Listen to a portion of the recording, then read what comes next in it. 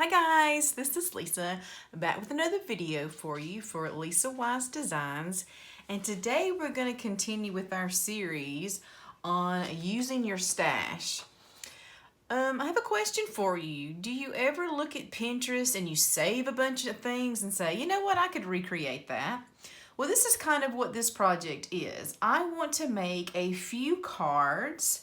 So I wanted to be kind of quick, but I want to kind of mass produce them, make 10 or so cards to check in on people since we're kind of locked in at home. And I saw this on Pinterest and I thought, you know what, I have a heart punch. I could easily recreate this, but of course I don't want to do it exactly like this, but this is my jumping off point. So how do you take something from Pinterest and make it your own? That's what we're going to do today. So this is kind of a rough draft of what I'm going to do. I am going to use some punches that I have in my stash. See, this is see-through. And I'm going to make something, sort of like this that I can stamp here and here. That's like a hello, just kind of checking in on you type card. Put that off here. So you may have these in your stash. You have a bunch of these border punches. Well, that's what we're going to use today. So just go and pick one of those out. And then I have this heart punch. I thought this would be cute to go together. The heart border and then a big heart over it, kind of holding it together. So instead of cutting like a swoopity swoop, we can actually use those border punches and use our stash of the punches that we already have and paper that we already have. And then I'm going to use, I think, one heart. So I'm going to kind of move these out of the way. I know this is what I'm going to use. I'm going to use some VersaFine. This is that Onyx Black. And I'm probably going to use this Baker's Twine in red to kind of help pull some of that color out. And I know I'm going to be using this. This is a May Made It stamp set just to say hello. So it's got these really big sentiments and then a lot of small ones to go with it. So we'll be using that. Okay.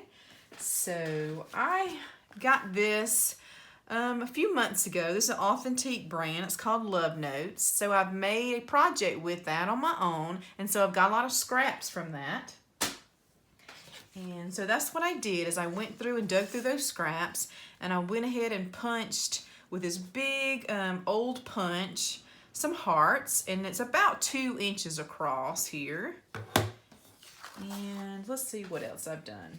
I went ahead and cut me a card base. So what you would do is you would start with an 8.5 by 11 sheet of paper, and you're going to cut it in half this way. So you would be left with 5.5 by 8.5, and then you would score it at 4 1/4. And so then I just went ahead, I wanted to use this craft paper, and then I just went around it and inked it up with some black ink to kind of make that pop. All right, so to get started with this, oh yeah, I did punch 2 of these because I think I'm going to double it up to make it extra strong, since that's the only thing that's going to be holding it together is this one that's in the middle there. And I do want to put something inside of it to show through the window. So here's my example here. So it's got to be like this. And let's take a measurement on that. This little sheet of paper is 5 1/4 by 4. So I've got that cut. So let's do some punching. So first of all, what I'm going to do is I'm going to take this card base and I'm going to kind of cut off the front of the card. I'm going to cut off 2 inches. Okay. Get this where you can see it here. So I'm going to cut off 2 inches. Okay. Now those are the 2 pieces that I'm going to punch. So I'm going to take this old, this is an old Recollections. I'm sure it came from Michael's. And now I'm going to do some punching. So I'm going to put this in the center here, center as best that I can, and punch. And then what you do is it's got these little guides on the side, and you move it over, and then you line it up and punch again so that it is continuous. Just like that. And this little piece, I'm just going to trim it off. So I'm going to do that one more time. I'm going to come on this side. Here. Line this up. All right, so that's going to be our bottom piece. And then on this short side that we just cut off, I'm going to do that again. So it's going to be upside down, which is kind of the look I'm going for. Move this over. Punch. And then go to the other side. Do it one more time. There's lots of cool border punches out there. This would really, there's just the possibilities. I just cannot imagine.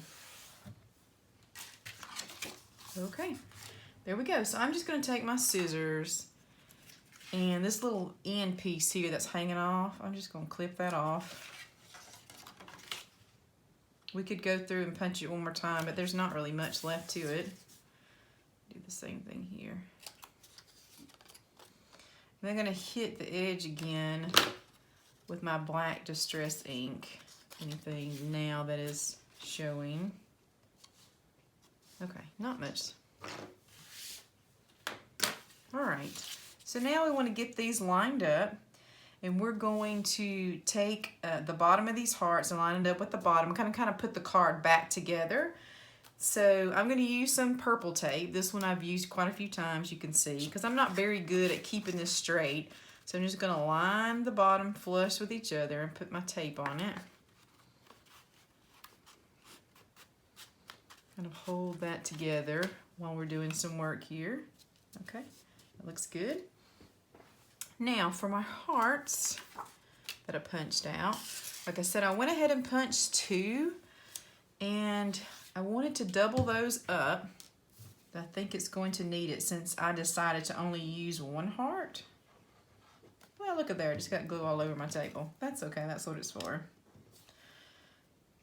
You definitely could use like the Pinterest one and put 3, but not this size, you couldn't, it wouldn't fit. You could do 2, 1 on each side, whatever else you have. Okay, yeah, that's a lot more sturdy. So I'm going to eyeball center this, and since this is the only thing holding it together, you want a substantial amount of glue.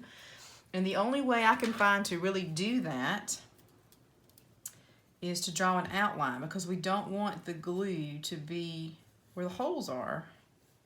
So if we kind of draw an outline, then we can see exactly where to put that glue. So now I'm just going to kind of almost cover with my art glitter glue. And I could even put some in the center there if I wanted to, but I'm a little bit of a scaredy cat.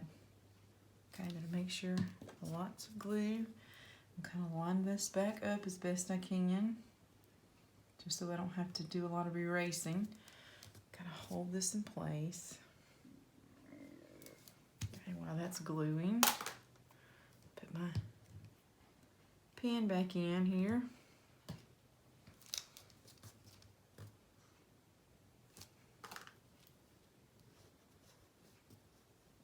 Pencil line. Okay.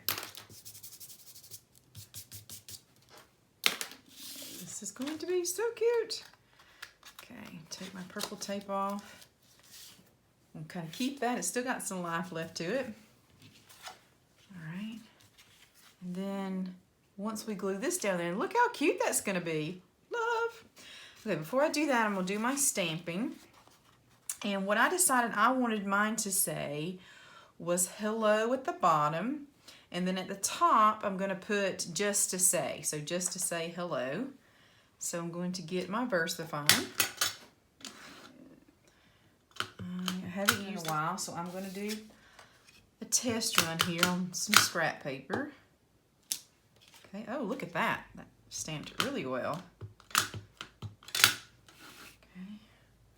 hope my head doesn't get in the way, but I want this to look right in the part I want. So you stamp straight down and straight up, but you give it time to transfer all the ink, and it comes straight up. Pretty good. It's not perfect, but it is pretty good. Not sad about that at all. And this is just to say, I'm going to test stamp this one. Just to be sure, go straight down, don't wiggle. Let it transfer straight up. Yep, that's going to look good. So I think I'm going to put that, I think I'm going to put that twine, or that baker's twine right here. So I want to get this kind of low so that it reads just to say hello. Actually get that good, and I want to come here kind of low. So straight down, give it a chance to transfer everything. Straight up. Oh yeah, that looks so cool. That's gonna be cute. Okay, I'll give it a little bit of chance to dry since it's a little bit slower to dry since that VersaFine, but boy does it stamp good.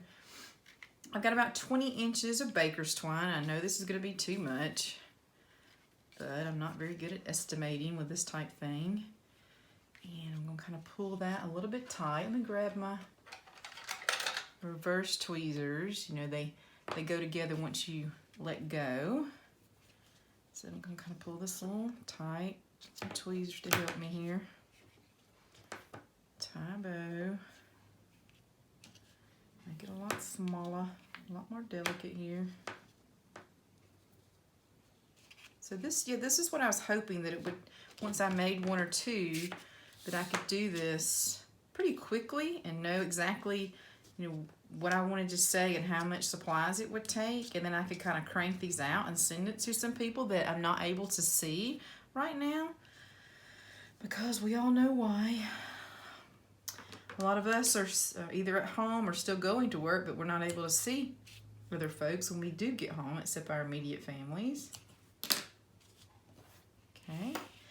I did this, I have pink, but I did the red because I wanted to bring out that red that's in the hearts there. Okay, and then lastly, piece of paper goes inside. And don't forget about my new Facebook group. It's called Lisa Wise Designs. So if you decide to make this card, please post it over on that group. I would love to see what you're making, and you know, it gives me some ideas of what to do next if I know what kind of projects that you're liking. Okay. So cute. Simple but effective. Gives you plenty of room to write in there, and then you can crank a bunch of these out to send to whomever that you would like. Thanks for crafting with me today, and let YouTube know you want to see more crafty videos by giving this video a thumbs up and hit that subscribe button if you haven't already. Thanks guys, bye.